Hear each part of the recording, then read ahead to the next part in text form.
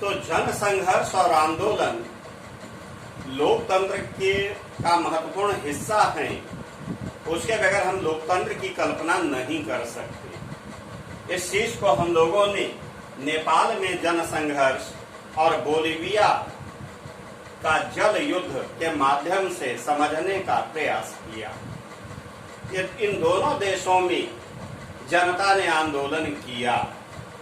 इस आंदोलन की यदि हम समीक्षा करें तो इन दोनों देशों के आंदोलनों में हमें कुछ समानताएं और कुछ विभिन्नताएं दिखलाई देती हैं। अगर हम समानता की बात करें तो ये दोनों ही आंदोलन राजनीतिक संघर्ष के उदाहरण हैं। चाहे नेपाल का आंदोलन हो या बोलीविया का जल युद्ध हो, वास्तव में यह राजनीतिक संघर्ष का एक उदाहरण है जो हमें इन दोनों ही आंदोलनों में दिखलाई देता है। दूसरी बात है कि इन दोनों ही आंदोलनों में जनता की बहुत बड़ी भागीदारी दिखलाई दी। नेपाल के आंदोलन में भी जनता ने बढ़ चढ़कर हिस्सा लिया, तो बोलीविया के जल युद्ध में भी वहां की जनता ने काफी सक्रियता से भाग लिया। दोनों ही आंदोलनों में जनता की भागीदारी बहुत बड़ी संख्या में दिखलाई दी। तीसरी समानता है कि ये दोनों ही आंदोलन अपने अपने उद्देश्य में सफल रहे। दोनों ही आंदोलनों में सरकार को जनता की मांगों के आगे झुकना पड़ा।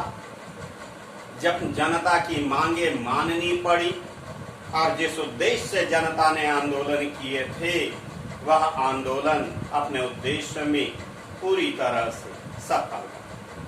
तो ये है इन दोनों आंदोलनों की समानताएं। लेकिन इन दोनों आंदोलनों में हमें कुछ विभिन्नताएं भी दिखलाई देता है। अब विभिन्नताओं में की अगर हम चर्चा करें तो पहली विभिन्नता तो यह है कि लोकतंत्र की स्थापना के लिए, फिर से स्थापना के लिए नेपाल की जनता ने आंदोलन किया था। यानी कि नेपाल में जो आंदोलन हुए थे वहां की जनता का उद्देश्य नेपाल में फिर से लोकतंत्र की स्थापना करना था, जबकि बोलीविया में जो आंदोलन हुए थे वह जल के निजीकरण के विरोध में हुए। क्योंकि आपने देखा कि वहां जल आपूर्ति करने का अधिकार विश्व बैंक ने, या कहिए तो विश्व बैंक के दबाव में बोलीविया की सरकार ने बहुराष्ट्रीय कंपनी को दे दी। इससे वहां की जनता बड़ी नाराज। इसलिए उनका जो आंदोलन था वो जल के निजीकरण के विरोध में था।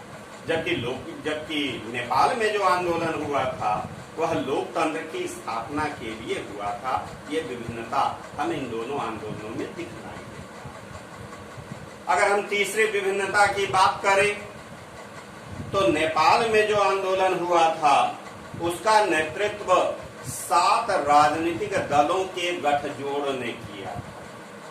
7 पार्टी अलायंस ने किया था, जैसे कि माओवादी, बागी और अन्य संगठनों का भी समर्थन प्राप्त था। लेकिन बोलीविया में जो आंदोलन हुआ था उस आंदोलन का नेतृत्व किसी राजनीतिक दल ने नहीं किया था, बल्कि फेडेकोर नामक संगठन ने किया था। और इस संगठन में मानवाधिकार कार्यकर्ता थे, श्रमिक थे, इंजीनियर थे, पर्यावरणविद थे और स्थानीय नेता थे, साथ ही साथ सामान्य जनता थे।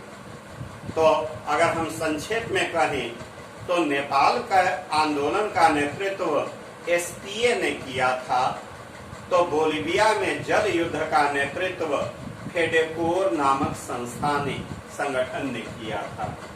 और अगर हम तीसरी विभिन्नता की बात करें तो नेपाल में जो आंदोलन हुए थे उस आंदोलन का उद्देश्य राजनीतिक क्षेत्र में आमूलचूल परिवर्तन करना था। यानी कि राज्य सत्ता को समाप्त करके लोकतंत्र की फिर से स्थापना करना उनका उद्देश्य था। जबकि बोलीविया में जो आंदोलन हुए थे उसका उद्देश्य राज्य सत्ता को उखाड़ना नहीं था, बल्कि प्रशासन की गलत नीतियों के विरोध में था। तो ये हमें समानता और विभिन्नताएं इस आंदोलन में देखने को मिल जाता है। तो अब अगर हम चर्चा करें कि लोकतंत्र और जन संघर्ष में क्या संबंध है, तो हालांकि इसकी चर्चा तो पहले भी मैं कर चुका कि लोकतंत्र और जन संघर्ष में अटूट संबंध है, बहुत घनिष्ठ संबंध है। जन संघर्ष के बिना लोकतंत्र की कल्पना भी नहीं की जा सकती है, क्योंकि मैंने पहले ही कहा कि बिना संघर्ष के लोकतंत्र की स्थापना दुनिया में या दुनिया के जिन देशों में आज लोकतंत्र है वहां बिना जन संघर्ष के लोकतंत्र की स्थापना नहीं। यानी कि लोकतंत्र की स्थापना में जन संघर्ष ने बहुत बड़ी भूमिका निभाई है। लोकतंत्र के विकास में जन संघर्ष का बहुत बड़ा योगदान है और लोकतंत्र को मजबूती प्रदान करने में जन संघर्ष का बहुत बड़ा योगदान है। जन संघर्ष के कारण ही आज दुनिया के जिन देशों में लोकतंत्र है उसकी स्थापना जन संघर्ष के माध्यम से ही हुई। एक्चुअल में जन संघर्ष एक प्रबुद्ध और जागरूक नागरिकता का परिचायक है। जब तक जनता प्रबुद्ध नहीं होगी, जागरूक नहीं होगी, अपने अधिकारों को नहीं समझेगी, तब तक जन संघर्ष नहीं होगा। और लोकतंत्र का मूल मंत्र ही है अधिकार और कर्तव्य। एक्चुअल में लोकतांत्रिक देशों में कोई भी निर्णय लिया जाता है तो वो सत्ता पक्ष और विपक्ष के वाद विवाद के आधार पर ही लिए जाते हैं। सत्ता पक्ष और विपक्ष दोनों में ही राजनीतिक दलों की बहुत बड़ी भूमिका होती है। राजनीतिक दल ही सत्ता पक्ष की भूमिका निभाते हैं, राजनीतिक दल ही विपक्ष की भूमिका निभाते हैं। और राजनीतिक दलों में होते कौन है? उस देश के नागरिक, उस देश की जनता होती है। तो हम यूं कहें कि लोकतंत्र में जनता के आपसी वाद विवाद, आपसी विचार विमर्श के बाद ही निर्णय लिए जाते हैं। तो इस प्रकार से लोकतंत्र और जन संघर्ष में बड़ा घनिष्ठ संबंध है। लोकतंत्र की स्थापना, लोकतंत्र का विकास और लोकतंत्र को मजबूती केवल जन संघर्ष के माध्यम से ही प्राप्त हुई है। तो ये चैप्टर नंबर 5 सिविक्स में हम लोगों ने अभी एक टॉपिक पढ़ा है। अभी ये चैप्टर समाप्त नहीं हुआ है। अभी इस चैप्टर्स के आगे के टॉपिक्स हम लोग अगले क्लास में पढ़ेंगे। आज के लिए बस इतना ही। Thank you.